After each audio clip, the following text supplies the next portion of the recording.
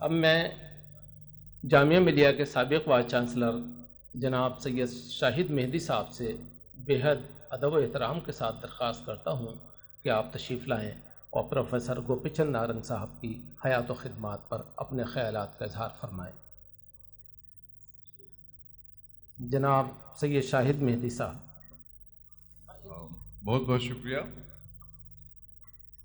माशाअल्लाह से गोपीचंद नारंग साहब की इतनी मबसूत मजबूत आलिमाना और दिलचस्प गुफ्तगू के बाद कुछ बोलना जो है वो मैं समझता हूँ सामईन पे जुल्म है, इसलिए मैं ज़्यादा नहीं बोलूँगा, सिर्फ अपने कुछ मुख्तसर यादें उनसे मंसूब हैं उनका जिक्र करूँगा। आप लोगों को शायद ये ताज्जुब हो सुन के कि मेरी पहली मुलाकात उनसे एक डिबेट में हुई, जबकि मैं अभी हाई स्कूल में नहीं था और वो शायद एमए कर रहे हैं। और आपको ये सुन के ताज्जुब होगा कि उस डिबेट में मेरे स्कूल का नंबर अव्वल था।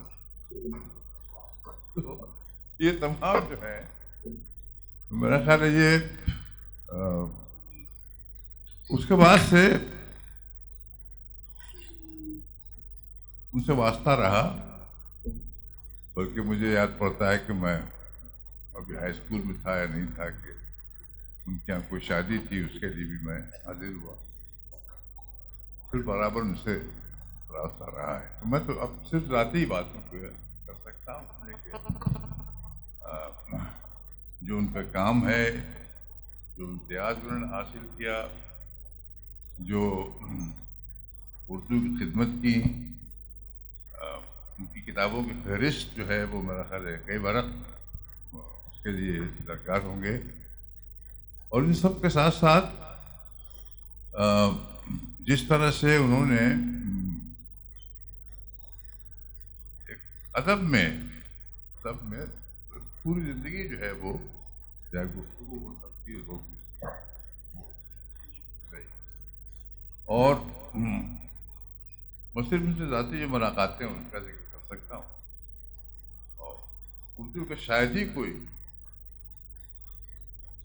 अहम शख्सियत हो जिसको पेट्रनाइज न किया हो नारंग साहब ने, और जिसने नारंग साहब से अपने ताल्लुकात पे नाज न किया हो। और दूसरी चीज़ यह है कि ये जो नारंग साहब का रुतबा यहाँ है वो सिर्फ हिंदुस्तान में नहीं है, उनके जो जानने वाले हैं और जिनके कायल हैं वो हमारे पड़ोसी मुल्कों में भी इसी तरह से हैं। तो एक तरह से, और ये एक अजीब दिलचस्प चीज़ है कि बलोचिस्तान से एक आदमी पैदा होता है,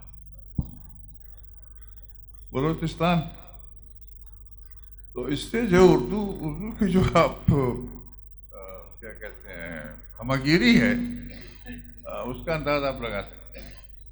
यानी बलोचियों को हमने कभी उर्दू से ज़्यादा मंसूब नहीं किया है, मगर एक बलोची ऐसे निकले जो के पूरे हमगीर जिनका रहा है। तो ये भी एक मेरा ख्याल एक इस्तारा है कि उर्दू जो है वो कहाँ कहाँ है और कैसे कैसे लोग वहाँ से पैदा हुए। भारत में ज़्यादा कुछ नहीं बोल सकता, इसलिए कि कुछ लोग मुझे याद आ रहे हैं, कुछ वाक़यात के। कमलेश्वर का नाम सुना होगा आपने। कमलेश्वर बहुत प्यारे आदमी थे, बहुत ही उर्दू हिंदी के दोनों के थे। उनका कहना है कि हर हिंदुस्तान की हर जबान को एक गोपीचंद नारंग की जरूरत। इस बात में बड़ा वजन है। जब कमलेश्वर मामूली आदमी नहीं थे, हालांकि बड़े दोस्त थे लोगों के, बहुत बेतकल्लुफ़ थे। दूसरी बात यह है कि एक चीज और है, मेरा ख्याल इस पर गौर करने की जरूरत है कि उर्दू जो है, कुछ अखबार नारंग साहब के ऐसे हैं जिनको हम याद रखें और मेरा ख्याल उनको उनकी फरोग दें।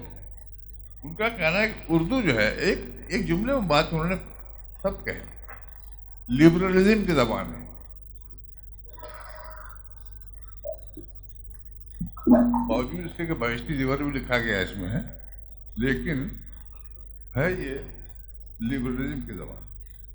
एक जुमले में इस पूरे कल्चर को जो उन्होंने समअप किया है, मैं समझता हूँ कि इससे वही कह सकता है जो उर्दू की जबान पे हावी हो, इस तरह से के नारंग साहब रहे।